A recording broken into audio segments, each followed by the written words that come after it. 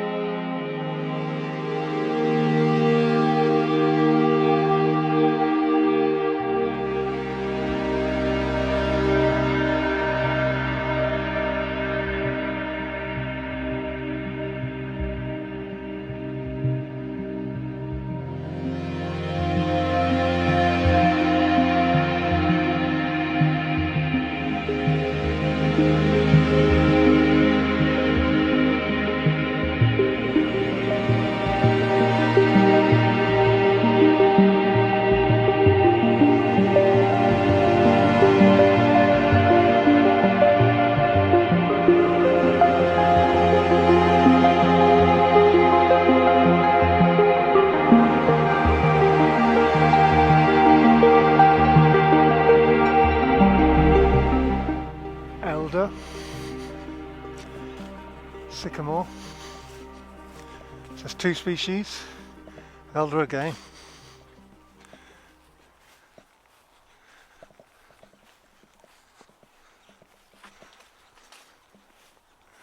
Sycamore again.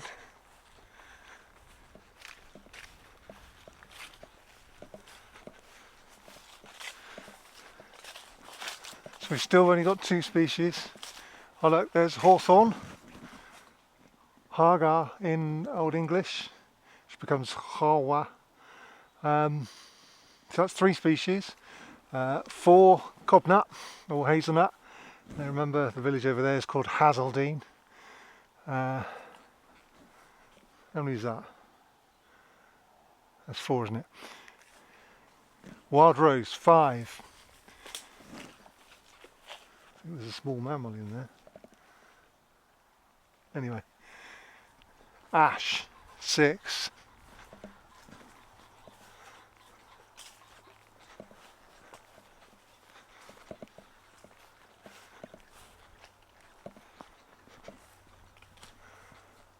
So that is horse chestnut, that's 7.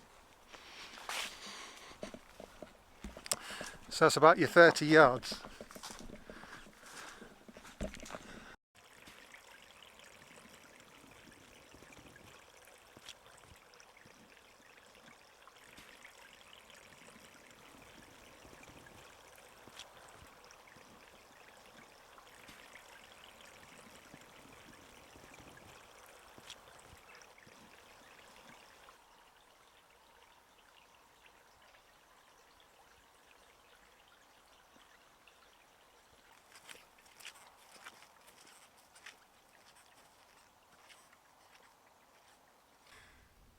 So I had another question in the comments. Thank you to everybody who's asked questions. I haven't been able to answer them all.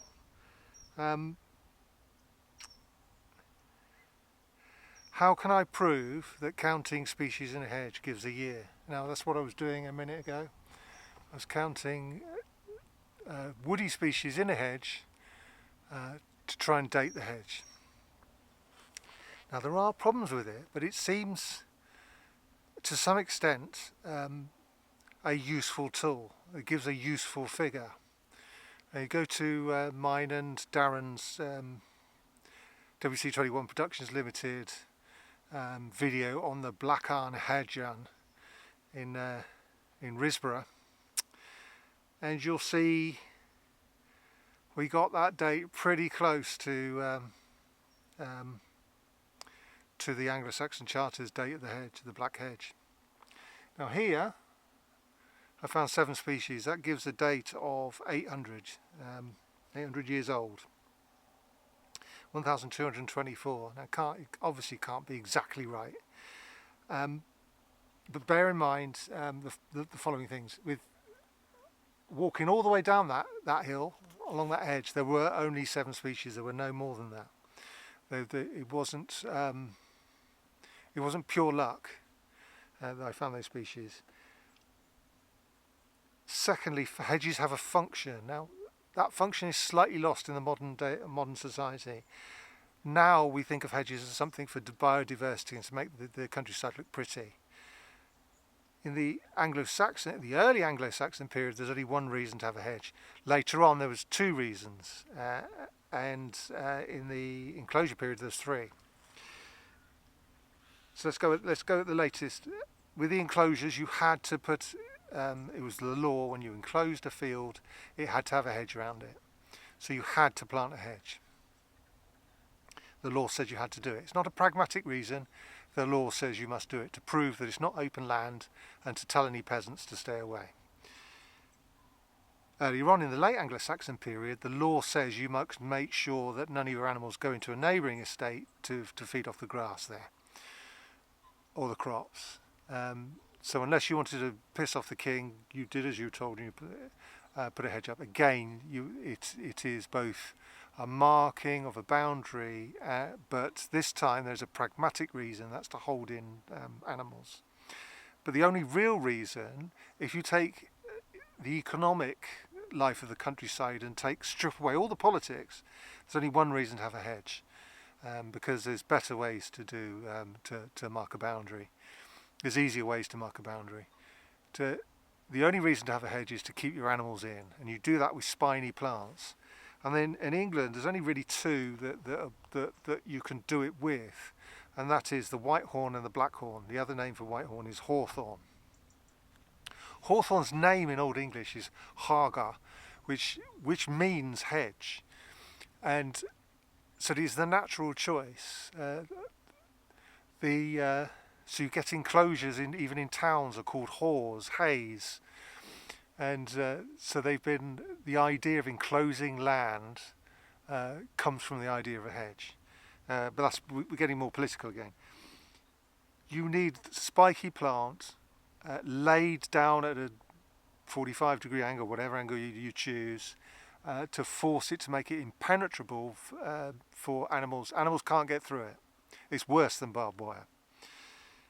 So that's the only reason to have a hedge in my book. Because politically today, because I believe farmers should be able to make a profit without interference from the state.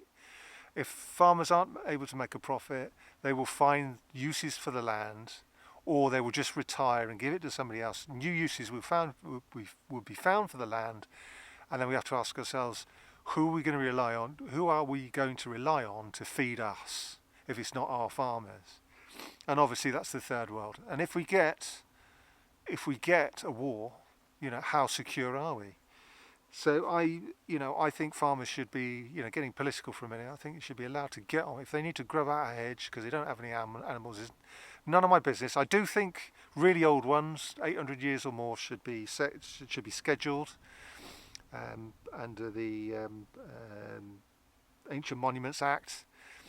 But apart from that, it's nobody's business. But people are disagreeing with me. I'm not here to piss people off on the internet, but that's my view. But I would like to see really well-made hedges with lots and lots of thorns to hold in stock, so we don't need to have barbed wire everywhere. So that's the reason why it should work. Anything older than a couple hundred years old, you should be able to. It should work, because the farmer would only plant one species, a spiny one, either hawthorn or blackthorn, and then anything new that comes in would need to take time. So each new species adds on 110 years, and that's how long it takes. So that's why the system should work for dating a hedge, and I think it's a good rule of thumb. I like it a lot. Obviously, when you've got people, gardeners, you've got lords, in the 18th, 19th century, who are interested in decorative landscapes. They're going to plant whatever they like. It sort of fails at that point. So they might want to plant 10 species. That doesn't make it 1,100 years old. But anyway, so that's why I think it's okay. Bear in mind, it's not my theory, and I can't argue with every single academic that comes along. He's given a good rule of thumb, and it's useful for us antiquarians to be able to interact with the landscape. We're not allowed to dig. We don't own this land. We don't have the right to walk around with geophysical equipment. So therefore, it's a good way for us to investigate how the landscape is, the history of our landscape.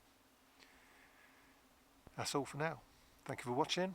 If you've enjoyed this one, the hellish maw of the algorithm thinks you should watch this one next.